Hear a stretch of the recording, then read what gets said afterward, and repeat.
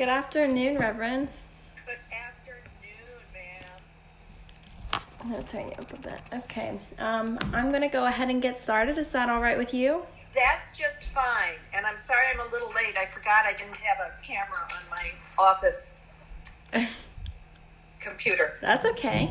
Okay, so my name is Caitlin Savage, and I'm the community coordinator for Mary Baldwin University's Office of the Chaplain. Would you mind stating your name as well as the church you're associated with? I'm Karen Allamon with the First Presbyterian Church in Staunton, Virginia. Thank you. So I am meeting with you today because the Office of the Chaplain is looking to make significant community connections here in Staunton. I hope to make this interview brief. So I will begin with my first question. You have adapted to live streaming your worship services with a congregation that heavily consists of seniors. What have been some of the challenges you have faced? That I didn't know the technology. So that was the first thing. Myself getting up and running.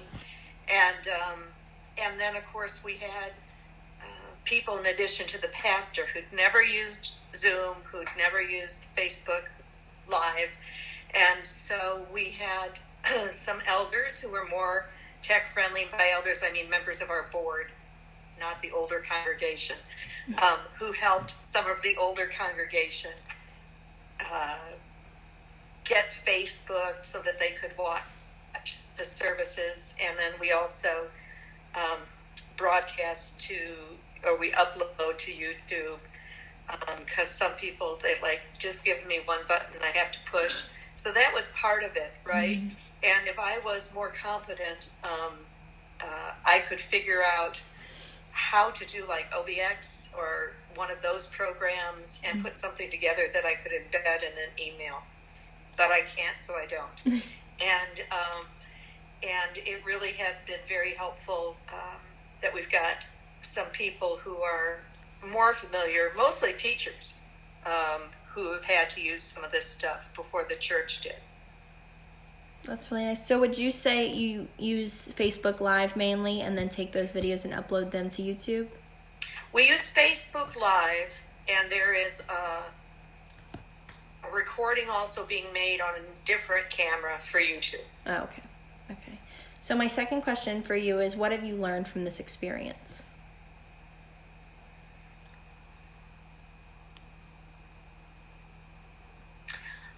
I've learned so much about how to do tech, but I am still limited in my execution of it.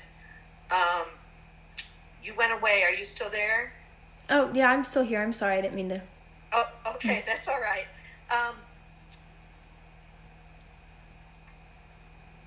So I just had to buy another Zoom program to be able to hold a voting congregational meeting. And so that was interesting and well worth every penny, right?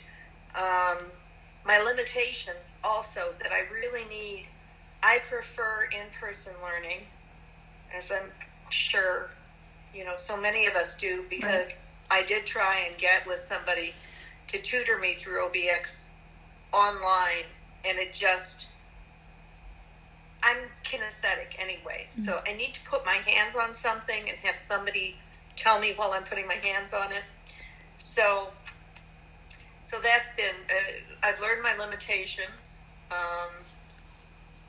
Also weird things like that there's a exhaustion factor with technology, and because there's a different kind of energy engaged. And so that's been very interesting. And we also try and make our services considerably shorter, because attention span on a visual, right, is different from live interaction. Right. Would you say that your congregation is attending this like they would an in-person service, or has the numbers dropped? So we actually have more people attending. Wow, that's awesome. The online service, yeah, because people I've known in other walks of life, and then they tell their friends, and then they find us, and so that's been that's been a cool part of this, is our attendance has actually gone up. And I think that having an older congregation is one of the interesting things, because we actually have people serving on the session who are maybe middle-aged, maybe in their 40s, they're school teachers and nurses and that sort of thing. And then the audience that we're reaching now beyond our walls are my favorite kind of people, which I would call outsiders. Mm. Like, there's a safety in going to church online. Yeah. And so a lot of people who have been getting their religion through 12-step program, and I hope they keep getting it there, but that they find I'm more liberal than a lot of the folks around here. So I think they've found a place they can be accepted.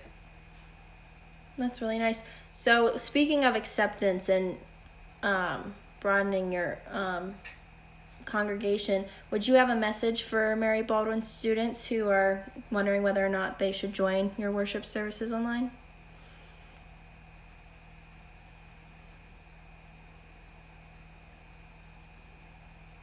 The most important thing to me is that the Mary Baldwin students, and it always has been, this hasn't changed, is that the Mary Baldwin students feel like they can come to me if they need anything. And I'd love to have them watch online. Usually it's kind of boring, typical church as we get started, but once we get into the meat of it. Also, we're opening up several minutes early on Facebook, because apparently Facebook doesn't, not everybody can find the stream, and so to give people a few minutes, and that's kind of awkward, because we're all just waiting for it to start. Right. But I would like them to know that I'm doing Zoom and Skype pastoral counseling, and we're living in a really weird time, and I'm sure you got them over there, but that's always kind of been I've always seen that as a really important thing, and it's been a blessing to me to have Mary Baldwin students who are no longer at Mary Baldwin who have stayed in touch. So anybody's got anything they want to talk about or anything. Also getting a lot of questions about the end of the world, Yeah. And I'm sure Katie probably feels this too, is, there's no such thing as a stupid question. Life is weird, and we have to sort it out. And I do believe that every human being is loved by God. So, that's where I am. And anybody wants to talk about it, we've had a couple of your folks drop by early on in this semester, and I'm glad to see them. And if they would like a different kind of service, I'm up for it. So, if they say, we would really like if we could, play bongo drums, I'd be like, yes, absolutely. So you're open to plenty of suggestions from the students? Absolutely. Awesome. What we're doing right now at 10 a.m. is to be of comfort and familiarity to this particular constituency. But I'm open to that other people need. Well, that's really great. So I don't have any more questions for you, but is there any last points you'd like to make, or any questions for me? Praying for Mary Baldwin to stay in business during this COVID yeah, thing. I would like to say Mary Baldwin's handling this all very well. We've had very, very little cases, only 3 on the main campus, and their social distancing is just, that's great. done really well. That's wonderful. I'm glad to hear it. Yeah. But of course, I always thought you guys were smarter than the average JMU students anyways. So. I 100% agree with you.